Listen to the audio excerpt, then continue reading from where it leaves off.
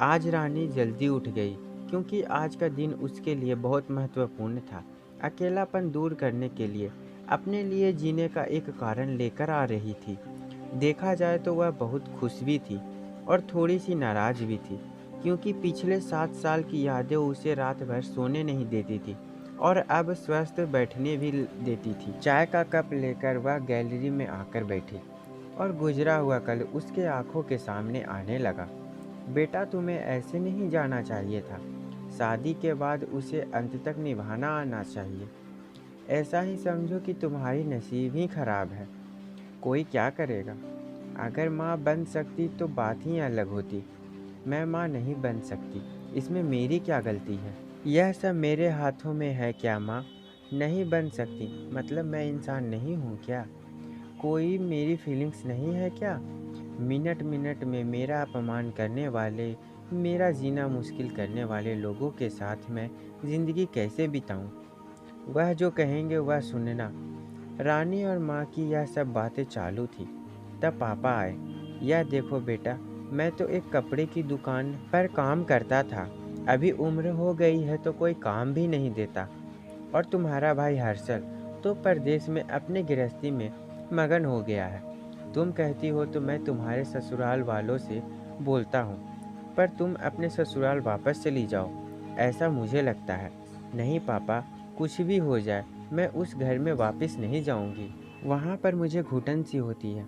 वहाँ मिलने वाला अपमान बेइज्जती से मैं थक चुकी हूँ। शादी के पहले मैं मेरे पैरों पर खड़ा रहना चाहती थी, पर मेरा ग्रेजुएशन होते ही आपने मेरी शादी करवा दी। तभी मैंने आपके दबाव में आकर शादी की। पर अभी मुझे आपसे सहारे की ज़रूरत है, तो आप पीछे हट रहे हो। शादी के बाद लड़की ससुराल में ही शोभा बढ़ाती है, मायके में 4 ही दिन रहना अच्छा लगता है रानी। लोग क्या बोलेंगे। शादी का मतलब कोई खेल नहीं है बेटा। पापा गुस्से में ही बोल रहे थे। उस घर में वापस जाना अब मुमकिन नहीं है पापा। मैं आने से पहले ही डिवोर्स पेपर पर सिग्नेचर करके आई थी, क्योंकि उन लोगों को सिर्फ मुझसे बच्चा चाहिए था, जो मैं उन्हें नहीं दे सकती। अरे इतना बड़ा निर्णय लेने से पहले हमें एक बार पूछना तो चाहिए था ना। जन्मदाता हैं हम तुम्हारे। पापा, शादी के बाद मैं आपको बताती थी और माँ को भी कि कैसे छल होता है मेरे साथ वहाँ पर। 2 साल में कभी मुझे मेरे मन मुताबिक रहने नहीं दिया। जब मेरी रिपोर्ट आई और समझा कि मैं कभी माँ नहीं बन सकती, तो वैसे ही इन लोगों ने मुझे अपने असली रंग दिखाना चालू कर दिया। कैसे रहूँगी ऐसे वातावरण में। और इन सब से भागकर अपनी ज़िंदगी ख़त्म करने वालों में से मैं नहीं थी। यह देखो बेटा, हर्षल ने दिए हुए पैसे से ही मेरा और तुम्हारे माँ का जैसे तैसे खर्चा चलता है। उसमें तुम्हारा खर्चा उठाना थोड़ा सा कठिन होगा। डिवोर्स पेपर पर साइन करने से पहले इन सब का विचार मैंने किया था। मेरे पास के सोने के गहने लेकर मैं आई हूँ और ग्रेजुएशन लोन निकाल कर मैं 6 महीने का एक कोर्स करने वाली हूँ, जिसका आज मार्केट में बहुत ज़रूरत है। उसके बाद मुझे अच्छी कंपनी में नौकरी मिल सकती है। मैं आपके ऊपर आर्थिक बोझ नहीं डालूंगी पापा। मुझे जीवन जीना है, संघर्ष करूंगी और कमाऊंगी, विश्वास कीजिए मेरा। सब लोग क्या बोलेंगे बेटा। क्या जवाब दोगी उन्हें। माँ आंखों का पानी छुपाते हुए बोली। माँ बोलती थी कि वक्त आया तो सच क्या है बोल देना चाहिए। जब मुझे ससुराल में जानवरों के जैसा बर्ताव हो रहा था, तब कहाँ गए थे यह लोग। समाज में बड़ा करो, शादी कर दो, बस इतनी ही जिम्मेदारी समझते हैं। बेटियों को बड़ा करके योग पढ़ाई देकर खुद के पैरों पर खड़ा करना, यह माता पिता की ही जिम्मेदारी होती है, ताकि आगे जाकर कभी खराब हालत हो तो उसे इस्तेमाल कर सके। तय किए मुताबिक रानी ने 6 महीने का कोर्स किया और तुरंत उसे एक अच्छी कंपनी में काम भी मिल गया। वो बहुत खुश हो गई थी। सब अच्छा चल रहा था। बीच में छुट्टी लेकर माता पिता को नज़दीक रहने वाले पर्यटन जगह पर घुमाने लेकर जाती थी। माता पिता बीच में दूसरी शादी की बात छेड़ देते थे। कई बार तो लड़कों को देखने के लिए भी बुलाया करते थे। एक लड़का तो डाइवोर्स था, तभी उसे स्वीकार करने के लिए तैयार था। पर पहली शादी ने ही इतने दुख दिए थे कि दूसरी शादी के लिए उनका मन तैयार नहीं था। ऐसा कितने दिनों तक अकेली रहोगी?